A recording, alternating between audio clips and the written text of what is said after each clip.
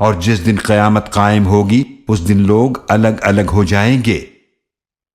تو جو لوگ ایمان لائے اور انہوں نے نیک اعمال کیے تو وہ جنت کے باغ میں خوش کیے جائیں گے، اور جنہوں نے کفر کیا اور جھٹلایا ہماری آیتوں کو اور آخرت کی ملاقات کو تو یہی لوگ عذاب میں حاضر کیے جائیں گے۔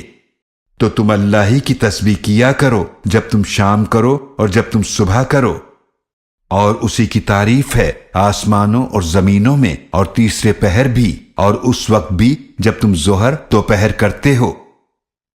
وہی مردہ سے زندہ کو نکالتا ہے اور زندہ سے مردہ کو نکالتا ہے، اور وہی زمین کو اس کے مردہ ہو جانے کے بعد زندہ فرماتا ہے، اور اسی طرح تم قبروں سے نکالے جاؤ گے۔